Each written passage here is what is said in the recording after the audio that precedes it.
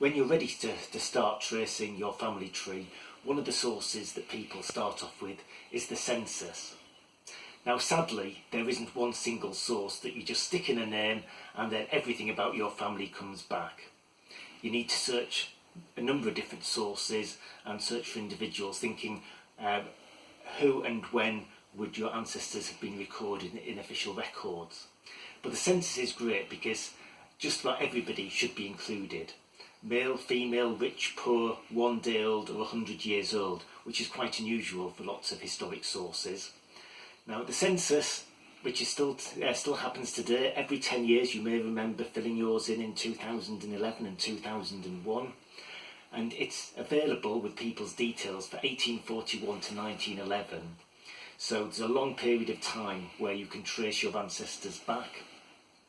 It's closed for 100 years, so what people put is secret for 100 years, hence the latest that you can access is 1911, although there is a 1939 register which is similar. It was introduced for creating ID cards for the Second World War, which is also available.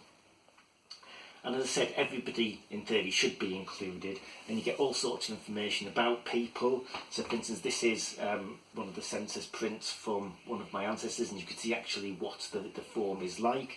You get people's addresses, their names, how they're connected, married or unmarried, their ages, occupations, where they're born. So a bit of insight into people, and you can compare it, as I said, every 10 years to see how people's lives develop, and use that information for searching other sources as well once you've got that information.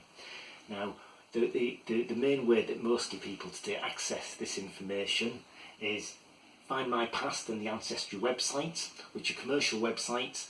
Now normally you need to come to the Hive to use them for free, unless you subscribe at home, but during this period of lockdown, both Ancestry and Find My Past have agreed to make these available to our users at home if you're a library member, and details of how to access those are on our website. So whilst you're at home, if you're looking at doing your family tree, why not log on, have a look, have a search and see what you can find.